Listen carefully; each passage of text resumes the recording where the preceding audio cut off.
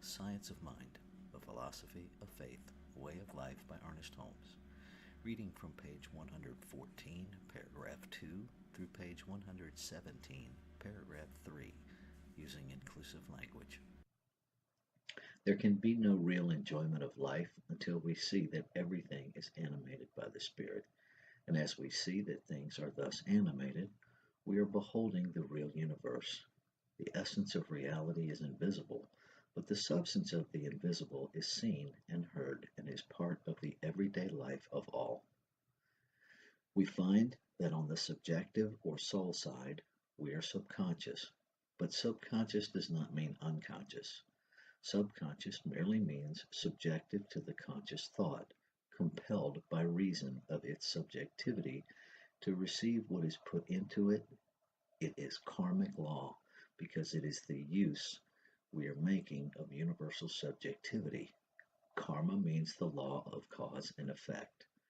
Soul contains the memory because it is the receptacle of the seeds of our thought, and because it is the seed of memory, it contains our inherent tendencies.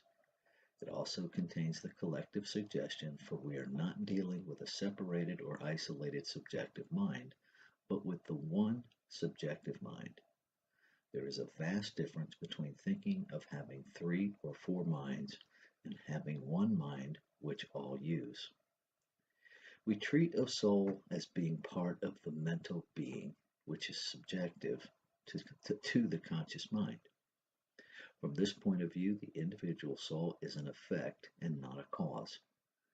This understanding of soul life is in accord with the deepest thought of the ages and is a legitimate point of view in the light of recent investigations in both psychological and metaphysical fields. The soul is the seat of memory, the mirror of mind in the individual. It is the creative power within us, creating from the patterns given it and from the memories it contains. We gather soul or subjective force as we accumulate the right kind of experiences. The law of the soul is subject to the conscious spirit. Tendencies set in motion in the soul or subjective life tend to produce their like in the objective world. From this is deduced the possibility of the healing power of the spoken word, operating through mental law, for the law of mind is always subjective. The soul, being the seat of memory, already contains a record of everything that has ever happened to us.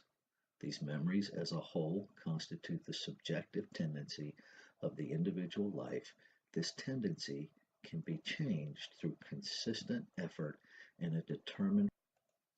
The soul life of all people merges more or less, and this creates the soul life of the collective. The collective subjectivity of all people, called by some the collective unconscious. This collective unconscious contains a record of all events that have ever transpired. We are all, more or less, subject to this collective thought, since it acts as a powerful collective suggestion.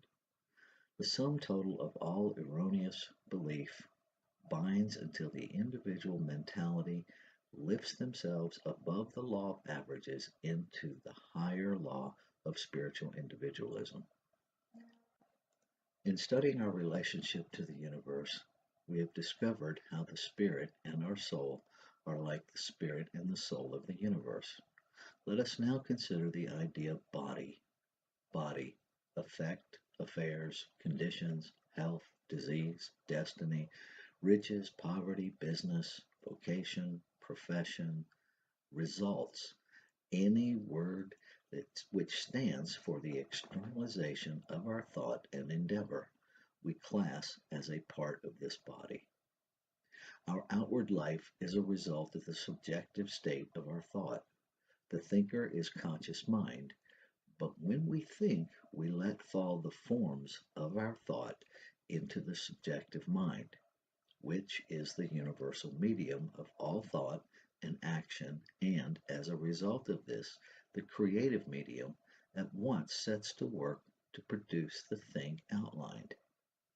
Plotinus, perhaps the greatest of the Neoplatonic philosophers, in personifying nature, said, I do not argue, I contemplate, and as I contemplate, I let fall the forms of my thought. This is the manner in which nature creates. It contemplates. As a result of its contemplation, it lets fall the seed of its thought into the universal subjective which, being law, produces the object thought about. We must expect to find, and it is exactly what we do find, the same principle reproduced in us. This means that whatever we think, whether we whether it is what we call good or bad, falls into this universal creative medium, is accepted by it, is at once acted upon, and unless neutralized, tends to take objective form. The objective person is body. By objective or physical being, we mean the person who is formed, who has flesh and blood. This physical being is in unity with all other physical or objective elements in the universe, and in unity with the invisible source from which they came. We analyze the body and find it is made of the same stuff from which a brick is made, not different in its essence, but different in its composition, its vibration. There is one universal substance whose business it is to take form in multiplicity. We are told that matter is not a solid, stationary thing, but a constantly flowing, formless substance which is forever coming and going. An etheric world of energy, it has been called. Whatever its nature is, it is as indestructible as creator, as eternal as timeless being. Nothing can be added to or taken from it. The bodies we now have were not with us a short time ago. We discard many of them on our path through this life, for the substance of which they are composed is in a constant state of flow, a flowing substance, taking the form that mind gives it. How about the matter from which other things than the body are made? It is all the same one substance in the universe, taking different forms and shapes and becoming different things. Unity is expressed in multiplicity. The last analysis of matter resolves it into a universal ether and leaves nothing more than a stuff which may be operated upon, a force, an energy, without volition, ready to become molded. In the theoretical beginning of creation, the world was without form and void.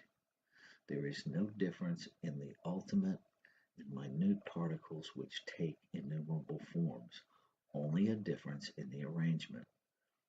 Our bodies are one with the whole body of the universe. Seeds, plants, cabbages, and kings are all made of the same substance. Minerals, solids, and liquids are all made from this primordial substance which is forever flowing into form and forever flowing out again into the void. Nothing could give form to the formless stuff which has no mind of its own, but some intelligence operating through it. Here then we come back to the Word as the starting point of all creation.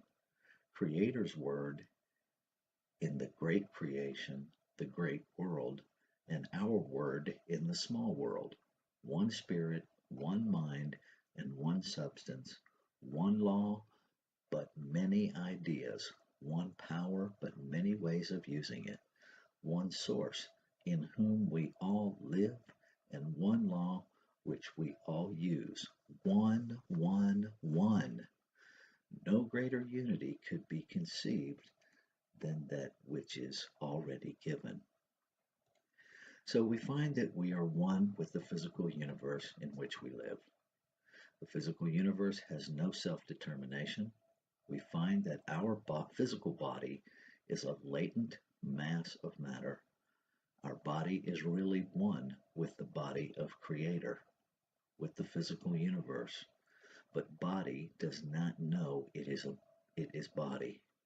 If feet knew they were feet with the physical capacity to walk, they might be cut off and still be able to run down the street on an errand.